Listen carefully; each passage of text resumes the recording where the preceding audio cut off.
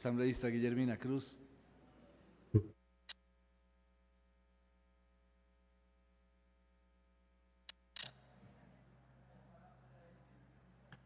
Gracias, señor presidente. Buenas tardes a todos y todas los asambleístas. Realmente, señor presidente, en primer lugar yo quiero presentar y dejar sentado ante la Asamblea Nacional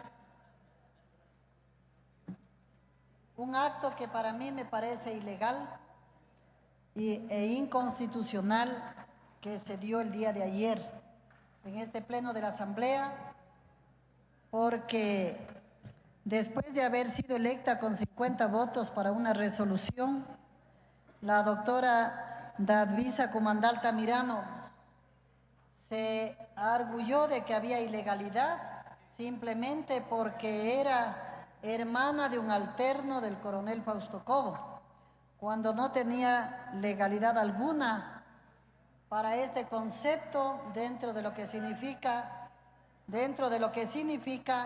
una resolución del Pleno, haciéndose una nueva reconsideración a la resolución en un acto inconstitucional de la Asamblea, sentado en actas y dejo sentado para que el pueblo ecuatoriano conozca que se cumplió una ilegalidad en el Pleno de la Asamblea Nacional. Refiriéndome al Código Integral Penal. Le interrumpo, asambleísta, porque me parece que usted está haciendo una reflexión que no... La Asamblea puede reconsiderar todas sus resoluciones. El Pleno reconsideró con más de 63 votos y votó por otra persona. Eso podrá ser lo que quiera, menos inconstitucional ni ilegal. Le dejo claramente establecida la figura.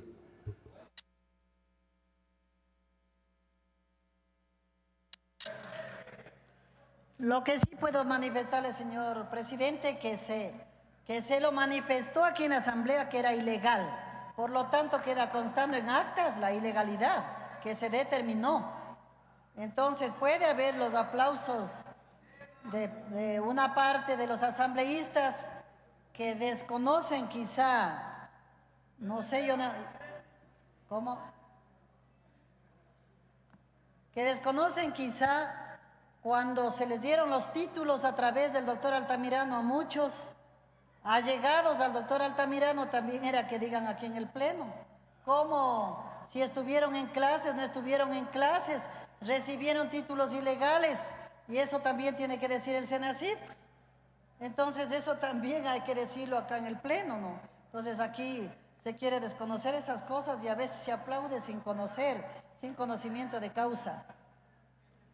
En el sentido del punto de orden, señor presidente, no les gusta que les digan las verdades cuando alguien asume la ilegalidad en el país y cuando alguien haya adquirido un título ilegal, por eso no quieren decirlo, porque también habrá dentro de esta asamblea alguien que recibió los títulos de la Cooperativa de Colombia y no sé cuántos días asistieron para recibirlo, a clases, no sé.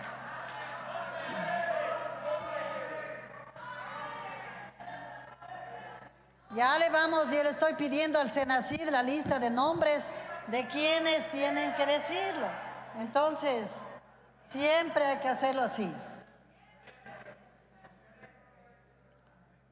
Compañero presidente, creo que en el primer tomo de discusión del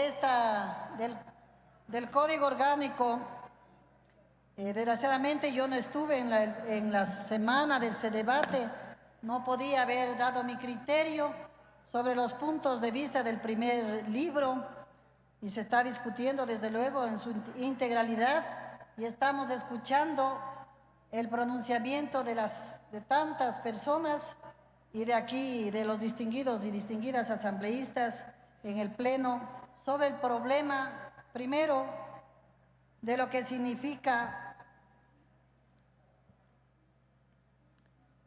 que desde luego estoy de acuerdo que se tipifique la violencia intrafamiliar, pero en el código no se hace constar lo que es la violencia sexual. Hablamos acá de delitos del aborto y cuando no se ha penalizado, cuando solamente se dice no que se despenalice el aborto por violación. Cuando estamos determinando acá en el código, cuando igualmente los esposos, cuando llegan en estado etílico y obligan a sus esposas a tener relaciones sexuales, igualmente son violaciones. Y a eso que estamos juzgando, esas también son violaciones y nacen hijos sin que se quiera. Igualmente son violaciones a los derechos de la mujer. Yo creo que es importante decirlo acá.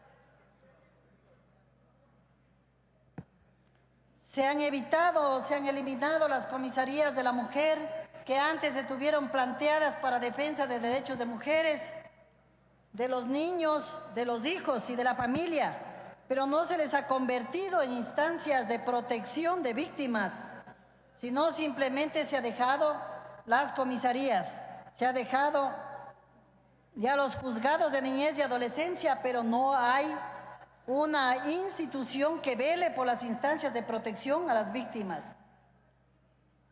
Que debe tipificarse como delito la violencia intrafamiliar, no únicamente debe constar en el código, solamente se hace aparecer a la pareja como que solo la pareja, el padre y la madre, es la familia.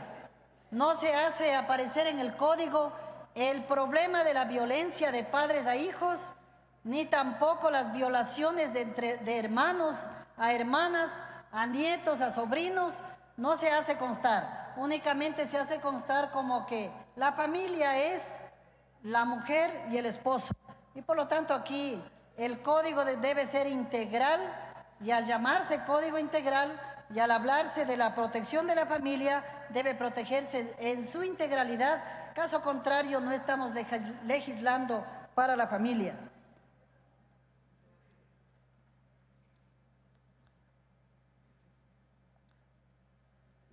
Pedimos que en el código se incluya las medidas de rehabilitación al agresor como algo obligatorio, que fortalezca también la restitución familiar, porque no estamos poniendo nada de la rehabilitación al agresor, solamente estamos tipificando un delito cuando las mujeres retiran sus denuncias, no quieren la prisión para sus esposos o para su compañero, pero tampoco existe en el Estado ecuatoriano una protección para el agresor. ¿Cómo podemos mejorar la vida psicológica de quienes agreden en las familias para que entiendan la función que tienen como esposos, como padres, como amigos, como hermanos dentro del círculo familiar? Y ese es uno de los problemas que tiene la sociedad ecuatoriana. Que se tipifique las sanciones también a los funcionarios que no agilitan los casos de violencia. Estamos hablando solamente de la violencia, cómo tipificar los actos de violencia intrafamiliar. Pero ¿qué pasa cuando van las denuncias a los juzgados y se archiva y no se da paso? También debe constar en el código que se tipifique para aquellos funcionarios públicos que se detienen los trámites correspondientes y que no se da solución a los problemas de violencia, o que simplemente se dice es un problema de familia, vaya, resuelve en su casa. Por lo tanto, también allí hay que tipificar a esos malos servidores públicos que no han defendido el derecho de la familia.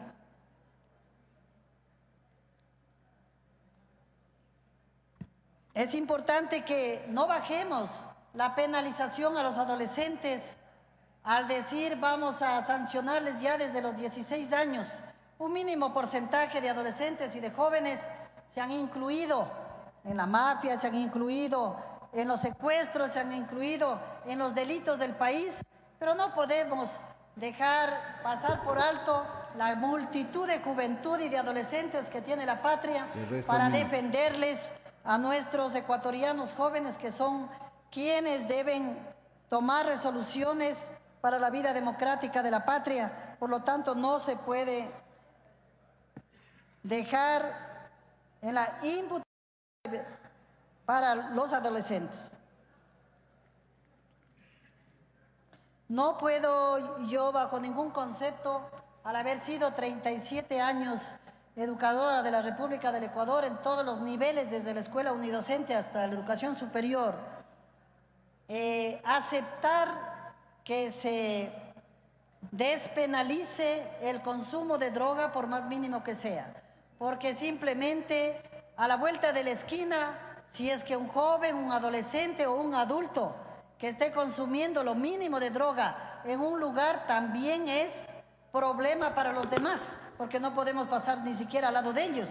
¿Y qué va a pasar con los establecimientos educativos cuando ahora que no se ha despenalizado hay consumo de droga en nuestros establecimientos educativos y problemas graves en las familias, porque ya no es incontrolable hacia los hijos, hacia los jóvenes, y los hijos están suicidando solos, están muriéndose los jóvenes y queremos que se despenalice? Por lo tanto, yo estoy en contraposición, porque caso contrario tendría que el país despenalizar totalmente la situación de la droga y que haya libertad para que el pueblo ecuatoriano consuma o venda y haga lo que quiera. Por lo tanto, en mi calidad de educadora, estoy en contradicción de estos puntos que desdicen de lo que significa el delito penal en nuestro Ecuador.